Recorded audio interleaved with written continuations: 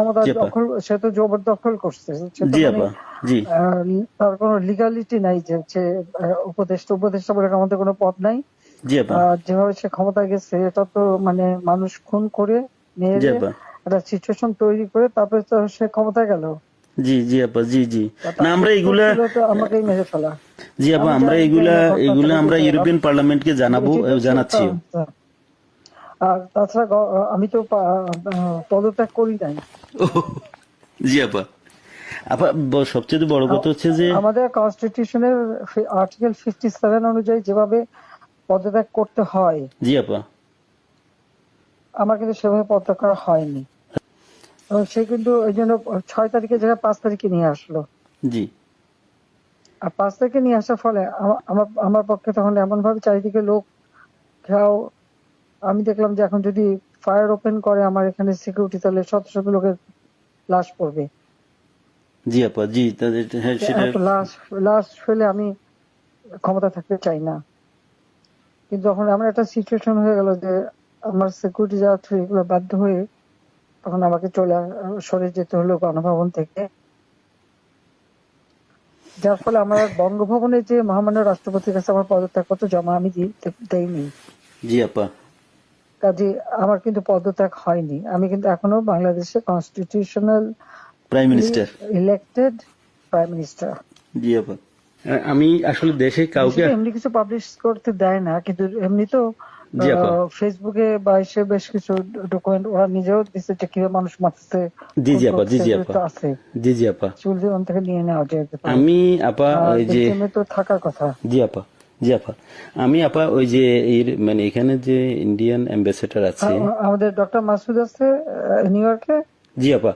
আমি আপা ওনাদের সাথে আমার যোগাযোগ নাই আসলে আপা। আমি এখানে মেইন স্ট্রিমে পলিটিক্সে ছিলাম। আর তাছাড়া আমি আমি আপনাকে বলি, আমি 1988 সালে আপনার সাথে দেখা হয়েছিল লাস্ট। তখন আমাদের ওই যে আমার বাড়ি আপা ওই যে নোয়াখালী সোনাইমুড়িতে, আমি সোনাইমুড়ি থানা ছাত্রলীগের সেক্রেটারি ছিলাম।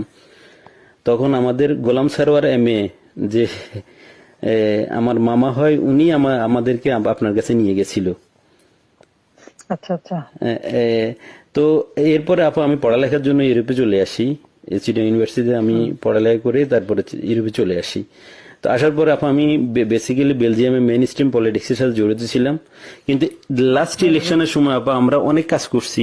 আমি আমার অর্গানাইজেশন, আমার একটা এনজিও আছে এখানে, একবারে ফুল প্লেজেন্ট আপনার লবি ফার্ম।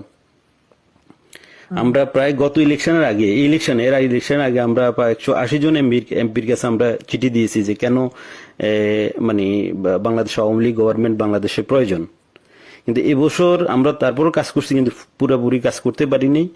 আর আসলে কারোর সাথে তেমন কেউ আমাদেরকে, ইভেন আমাদের যে এখানে প্রেজেন্ট অ্যাম্বাসেডর, আমি ওনাকে অনেকবার কথা বলার চেষ্টা করছি, উনি কখনোই আমাদেরকে অ্যাপয়েন্টমেন্ট দিত না। কারণ আমি তো ওইখানে আবার আমি সারাদিন ইউরোপিয়ান পার্লামেন্টেই থাকি। এবং আমি ভিতরেই। তাহলে কেন দেবে না? কারণ আমাদের ইউরোপ পার্লামেন্ট আমাদের খুব দরকার।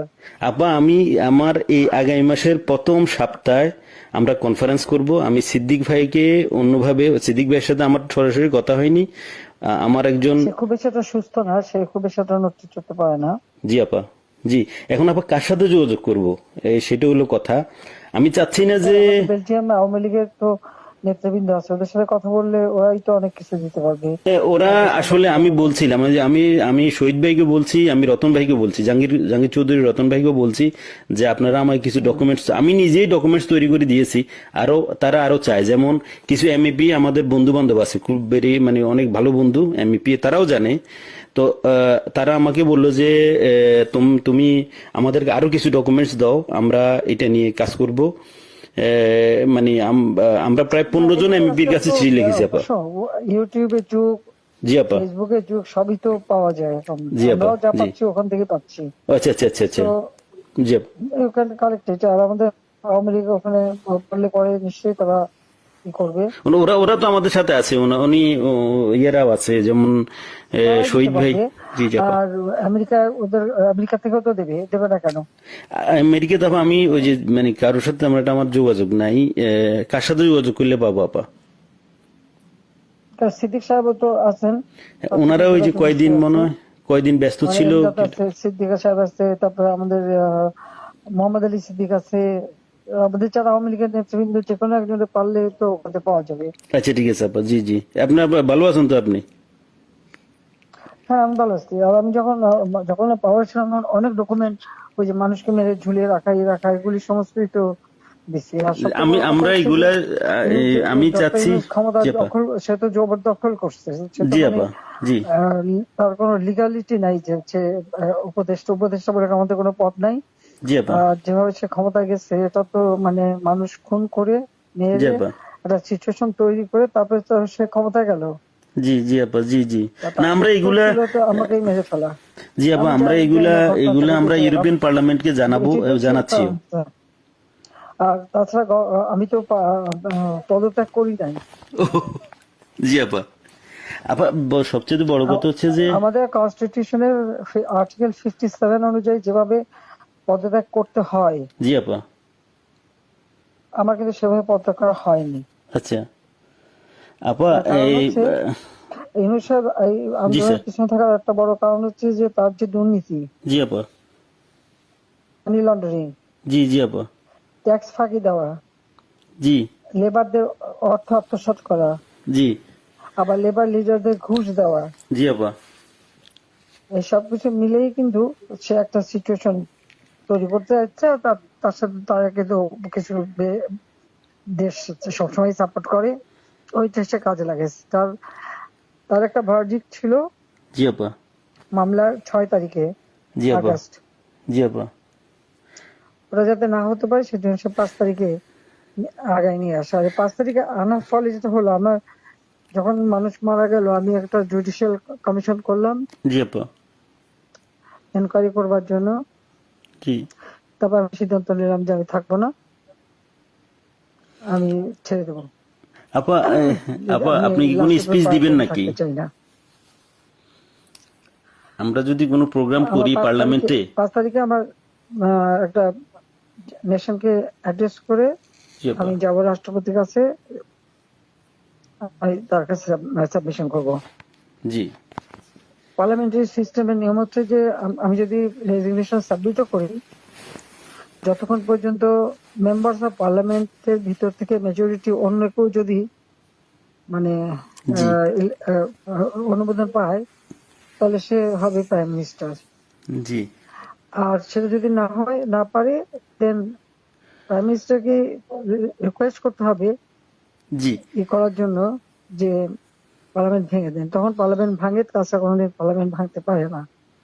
জি আপা। এটাও কনস্টিটিউশন অনুযায়ী। জি যাই হোক, এমন একটা সিচুয়েশন করা হলো, মানুষ মানে যে কটা মার্ডার হয়েছে পুলিশের গুলিতে কিন্তু হয়নি। জি আপা। এখানে কিলিং, ওদের ওদের মুভমেন্টের ভিতরে কিলিং এজেন্ট ছিল। জি আপা। এবং ওরা যে বুলেটটা ব্যবহার করছে সেটা জি আপা। ওদের অ্যাডভাইজার শাফাত সাহেব আর্মির লোক, জি আপা। তিনি নিজেই বলছেন যে এই বুলেট তো পুলিশের কাছে থাকে না। জি আপা। তার মানে জি সাধারণ লোকের কাছে এই আর্ম ছিল। আর ওই বুলেট আমাদের ওটা কার কাছে আছে? কেউ। এবং আজ পর্যন্ত এই বুলেট সম্পর্কে কোনো তদন্ত নেই, বা এই রাইফেল কে ব্যবহার করছে কোনো তদন্ত নেই। এমনকি কিছু লোক, পুরুষ মানুষ জি বোরখা আপা। পরা, জি পুরুষ মানুষ বোরখা পরে জি আপা। যেমন ইন্ডাস্ট্রিতে আগুন দেওয়া থেকে শুরু করে এবং আমি যখন রুগীদের দেখতে গেলাম, আমি প্রত্যেকটা রুগীকে দেখতে গেছি, আমি প্রত্যেক খাবার দেওয়া তখন মারা গেছে সব ফ্যামিলিকে আমি 10 লাখ করে টাকা, 50,000 টাকা করে দিয়ে তাদেরকে করছি। এবং এনকোয়ারি করার জন্য আমি আমার কমিশনকে আরো বড় করে দিলাম, 3 সদস্য বিশিষ্ট জুডিশিয়াল কমিশন করে দিলাম কমিটি। জি আপা। যাই হোক, সেগুলো তো করতে দেওয়া হয়নি। দেন আমি আমি যখন ডিসিশন নিলাম যে এরকম অবস্থা আমি থাকবো না, জি আপা। ইউনূস সাহেবের কোর্টের কেসের ভার্ডিক্ট ছিল ওই 666 কোটি টাকা ট্যাক্স তার কাছে পাওনা। জি জি জি আপা, এর এটা তো মাফ আগে করে দিল। আরেকটা সে ছিল, তিনি কিছু টাকা পেমেন্ট করছে। তবে এটা মানে তার মানে স্বীকার করলো যে তার ট্যাক্স ফাঁকি আছে। আর এই 666 কোটি টাকার ভার্ডিক্টটা আসার কথা ছিল। আর গ্রামীণ ব্যাংকের এ পর্যন্ত যে টাকা 26,000 কোটি টাকা সে মানি লন্ডারিং করে বিদেশে নিয়ে যাচ্ছে, এটা অডিট রিপোর্টে বের হয়েছে। ও জি আপা। জি ওই ওই ওই ওই ভার্ডিক্ট গুলি মানে ওটার উপরে তার বিরুদ্ধে কেস। সে কিন্তু ওই জন্য 6 তারিখের জায়গায় 5 তারিখে নিয়ে আসলো। জি আর 5 তারিখে নিয়ে আসার ফলে আমার আমার পক্ষে তখন এমন ভাবে চারিদিকে লোক ঘেরাও। আমি দেখলাম যে এখন যদি ফায়ার ওপেন করে আমার এখানে সিকিউরিটি, তাহলে শত শত লোকের লাশ পড়বে। জি আপা, জি তাদের হ্যাঁ তো সেটা। এত লাশ লাশ ফেলে আমি ক্ষমতা থাকতে চাই না। কিন্তু যখন এমন একটা সিচুয়েশন হয়ে গেল যে আমার সিকিউরিটি যাওয়া থ্রু এগুলো বাধ্য হয়ে তখন আমাকে সরে যেতে হলো গণভবন থেকে। যার ফলে আমার বঙ্গভবনে যে মহামান্য রাষ্ট্রপতির কাছে আমার পদত্যাগপত্র জমা আমি দেইনি। জি আপা, কাজে আমার কিন্তু পদত্যাগ হয়নি। আমি কিন্তু এখনো বাংলাদেশের constitutional prime minister. Elected prime minister. জি আপা, ইনশাল্লাহ আপা আপনি চলে আসবেন তো, ওটা আর বেশি দিন নেই। উনি উনি কিন্তু তারপরে যখন মানে খুঁজে বেড়াচ্ছে, তার ফলস ছবি দেখালো, আমি সই করছি, সেটা হলো আমার ভিজিটিং বুকের সই। ছবিটা ভালো করে দেখলে দেখা যাবে ওটা একটা মোটা বই, জি আপা, যেখানে ভিজিটিং। ওরকম কোনো বই প্রাইম মিনিস্টার সই করে পদত্যাগ করে না। আর আমার সেই চিঠিও কেউ দেখাতে পারছে না। তার চিঠি তো গণভবনে রেখে আসছিলাম। জি আপা, গণভবন আগুন দিয়েছে, পুড়িয়ে দিয়েছে, লুটপাট হয়ে গেছে, ওগুলি সব চলে গেছে। সবকিছু আপা এলোমেলো করে ফেলছে, তারা সবকিছু নষ্ট করে ফেলছে। এত সুন্দর করে দেশটাকে উন্নত করে সমস্ত জায়গায় কি সম্মান বাংলাদেশের। আমি গেলাম আপা আমি বিদেশে সংস্থার সাথে কাজ করি আপা, বুঝছেন। সম্মান তারা দিল। তারপরে আমরা তো জানি আপা আপনার আপনার অ্যাচিভমেন্ট, আপনি যা করে দিয়ে গেছেন বাংলাদেশের জন্য বা করবেন, এটা আর কেউ করতে পারে না, পারবেও না। এটা এটা বিদেশিরাও স্বীকার করে। আমি তো আপা মানে আজ 10 বছর থেকেই ইউরোপিয়ান কমিশন পার্লামেন্টের লবিস্ট হিসেবে কাজ করি বিভিন্ন ইয়েতে। আমরা তো বিভিন্ন অর্গানাইজেশন ইয়ে আছে, আমরা ইনশাল্লাহ আপা আমি বাংলাদেশ নিয়ে কাজ করো, যাতে ইলিগাল লোক সে পাসপোর্ট ক্যান্সেল করে, সে 495 জন আমাদের উপজেলা চেয়ারম্যান, জি আপা, 5,000 5,500 ইউনিয়ন পরিষদ চেয়ারম্যান, জি জি আমাদের আপা, মেয়র, পৌর কর্পোরেশনের জি আপা, মেয়র, সিটি কর্পোরেশন, তাদেরকে সে এক নোটিশে বাতিল করে দিল। এখন বন্যার সময় আমাদের সব সেট করা প্রোগ্রাম, জি আপা। এখন বন্যার সময় মাইকিং করে করে টাকা উঠাচ্ছে, কিন্তু ডিস্ট্রিবিউশনের নাম নেই। ওরা তো আপা মানে ওরা তো দুর্নীতির মানে পুরা আখড়া করে ফেলছে পুরা দেশটাকে। এখন তো আপা এখন তো মানুষের কাছ থেকে জিম্মি করে টাকা নিচ্ছে ছেলেপেলের তারা। হাতে অস্ত্র আর লাঠি, জি আপা, আর গলা কেটে কেটে আমার আওয়ামী লীগের নেতাদের হত্যা করছে, গুলি করে হত্যা করছে। জি জি আপা। আমার কোনো দিন নাই যে তারা আমাদের আওয়ামী মারছে লীগের না, নেতা জি হত্যা না কারণ করে। কারো করে ইয়ে করছে দিন দিন। এটা করে যাচ্ছে, এর কোনো ইনকোয়ারি নাই, এর কোনো বিচার নাই, কিচ্ছু নেই। জি স্কুলের টিচার প্রায় 1,000 কত 200-র উপরে টিচারদের অপমান, স্কুল কলেজ ইউনিভার্সিটির প্রিন্সিপাল জি আপা, তাদেরকে, এই বাচ্চাগুলিকে কিভাবে করে দিয়ে তাদেরকে অপমান করে স্কুল শিক্ষকদের গাছের সাথে বেঁধে রাখে। জি আপা, আমরা এটা এটা লিখছি আপা, এটা আমরা ইউরোপিয়ান পার্লামেন্টের হিউম্যান রাইটস কমিশনের যে চেয়ারম্যান, সে হলো ফ্রান্সের একজন এমপি, তার কাছে লিখছি এবং এর ডকুমেন্টারি আমরা দিয়েছি।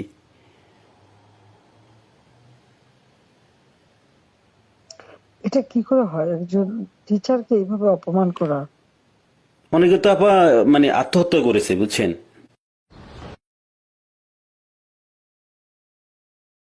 এই অপমানের জন্য। একজন ওখানে হার্টফেল করে মারা গেছে, জি আপা, এই দায়িত্ব কে নেবে? আর যে ছেলেগুলি মারা গেছে জি মিছিলে, জি আপা, খুব শর্ট রেঞ্জের থেকে তাদেরকে 7.62, যেটা আমাদের যে ব্রিগেডিয়ার সাকাত সাহেব জি বলছেন, আপা, উনি তো জি উনি তো চিনেন, আমরা তো আর এগুলি চিনি না। জি 7.62। আপা আমি এই ব্যাপারে একটা উনি কথা বলেন বলি। না, আপা এগুলি আসলো কোত্থেকে? আপা আমি এই ব্যাপারে একটা কথা বলি। আমি কিছুদিন আগে মায়ানমারের অ্যাম্বাসেডারের সাথে আমার একটা মিটিং হয়েছিল ওনার অফিসে, উনি ডাকছে আমাকে যাওয়ার জন্য।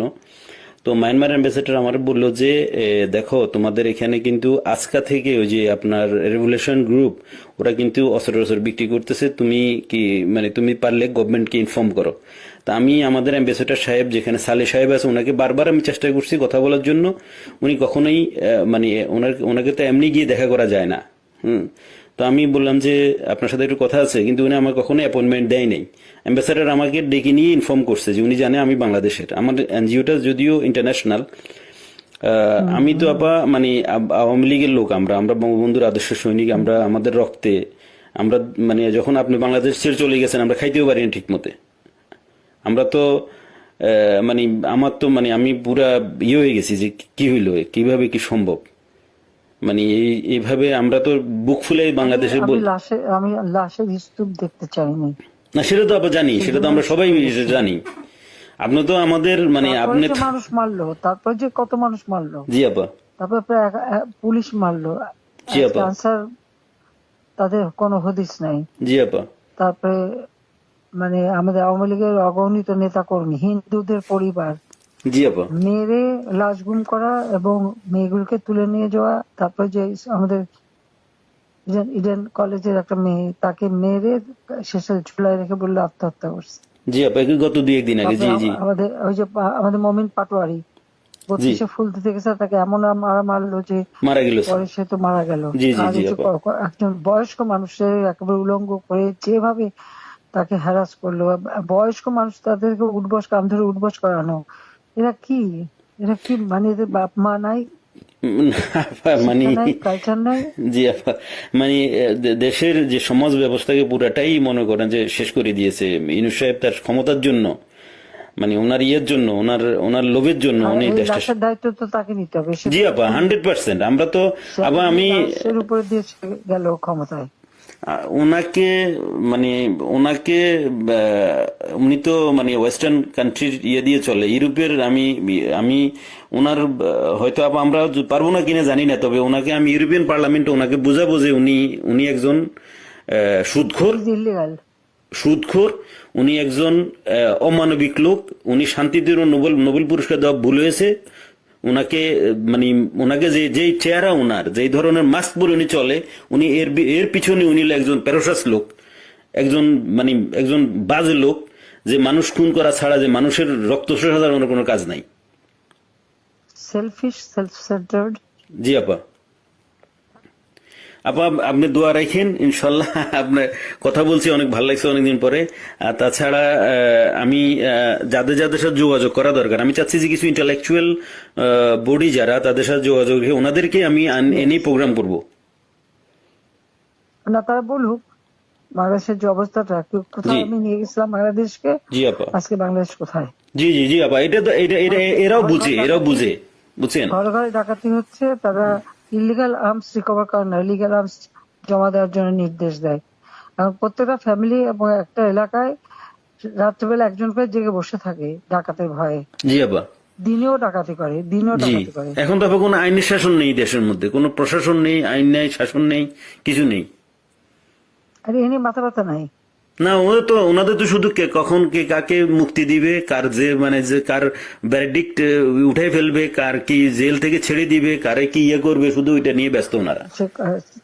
সে ক্ষমতা দখল করে সবার আগে নিজের ট্যাক্স মাফ করে, জি 662 কোটি টাকা মাফ করে দিল উনি নিজে নিজে ট্যাক্স মাফ। নিজে। এখন বলে যে না, আমি আমি ক্ষমতার অপব্যবহার করতে চাই না, আমি আমার কেস লড়তে চাই, এই করতে চাই, সেই করতে চাই, এখন বলে। কিন্তু আপনি আইসাই তো আপনার ইয়েটা মাফ করে নিলেন, প্রথম আইসাই উনি মাফ করে নিল ওনার ইয়ে,